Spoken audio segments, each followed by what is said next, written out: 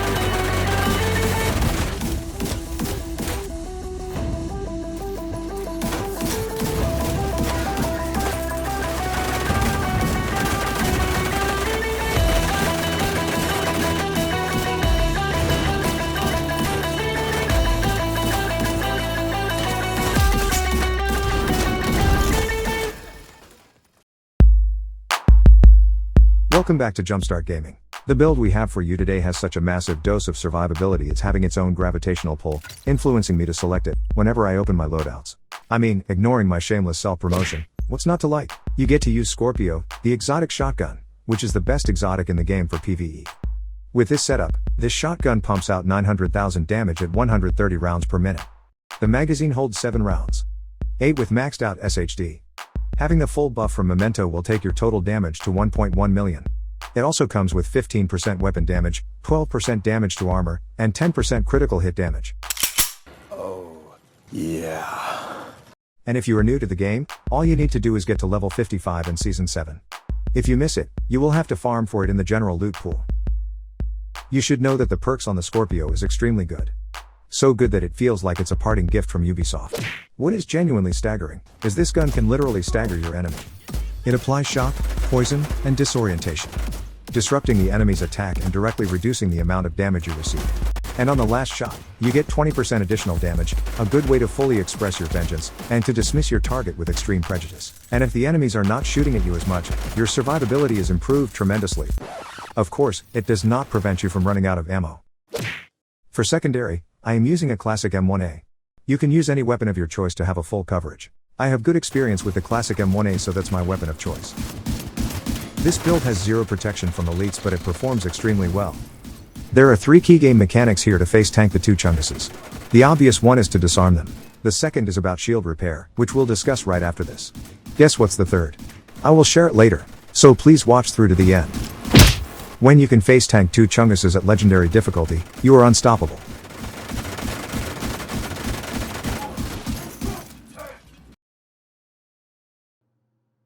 For this build, we are using the Technician Specialization. Officially, it's for the Artificer Hive and the additional skill tier. Unofficially, we want to shoot tiny rockets like Tony Stark.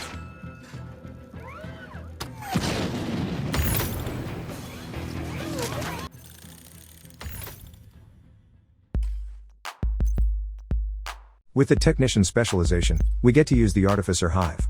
This hive shoots out an electrical charge that revitalizes your shield, reducing the risk of it getting destroyed. You want to shorten the shield repair interval by the Artificer Hive. To do that, you'll need to keep your skill tier low, because each skill tier delays the refresh interval by 2 seconds. To make up for the repair strength due to lower skill tier, we will need to include repair skills in our build. This can be achieved by using the skill repair mods and recalibrating the secondary attribute. For every 6 points you invest in repair skills, you get 1 point of improvement in your Artificer Hive skill repair. This will make up for the lower skill tier set earlier for shorter refresh intervals. With full buff from Memento, the skill repair shoots up to 91.4%. It's amazing because it's equivalent to getting a new shield every 7 seconds. You're going to get a shield that's as good as or better than Steve Rogers, practically invulnerable. Keeping in mind that this is only a tier 5 shield, with 4.8 million shield health before memento buff, and 6.2 million with full memento buff. If you were to compare this to the perfectly unbreakable talent, which grants you about 2 million armor, assuming you are fully specced into armor, 6.2 million shield health will give you 3 times more armor. Not forgetting that perfectly unbreakable has a cooldown of 55 seconds. Compare that to the shield refresh by the Artificer Hive every 7 seconds, that's 8 rounds of shield repair by the Hive, giving you 45 million shield health. You will be able to withstand damage from multiple enemies for as long as you manage the shield repair intervals, preventing the shield from being destroyed completely, leaving you exposed during the cooldown. As you can see here, this is a build with 0 protection from elites, face tanking 3 Chunguses with a small shield, legendary group difficulty, and using weapon of your choice.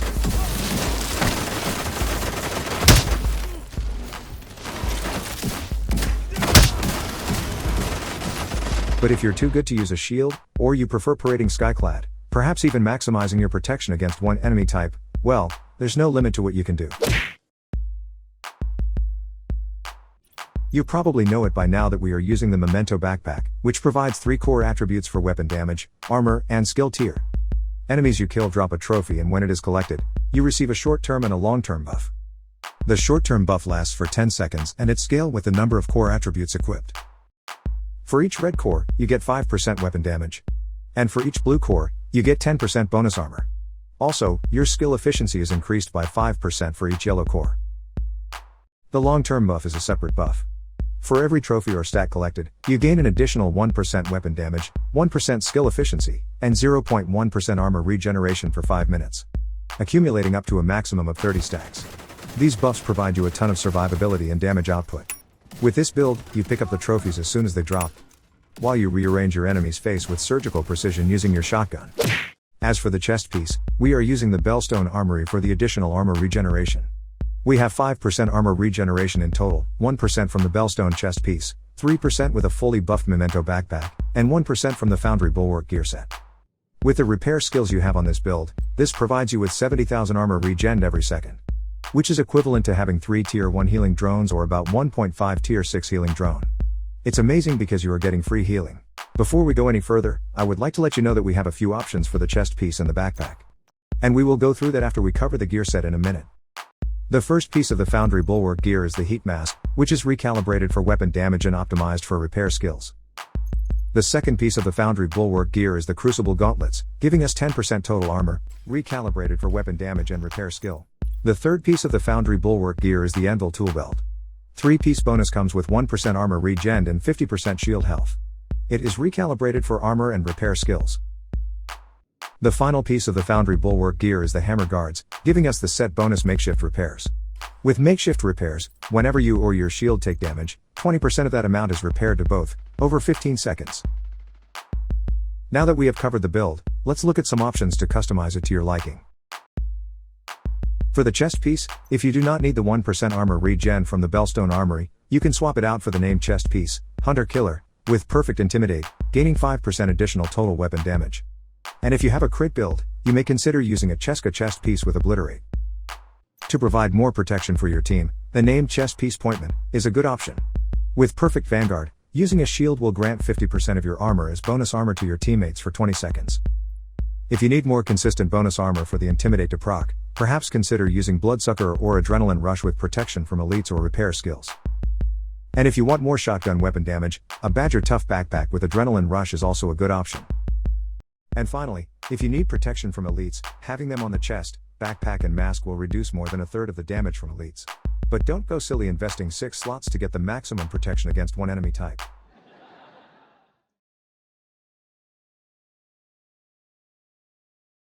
You may be wondering if swapping out the Memento backpack with Adrenaline Rush is viable with legendary difficulty. Well, we're supposed to take on a legendary stronghold during the Guardian Global event. But I mistakenly thought we're supposed to kill the enemies first before rolling for the gate. So, I stood the ground only to find out that I was alone, outside the gate.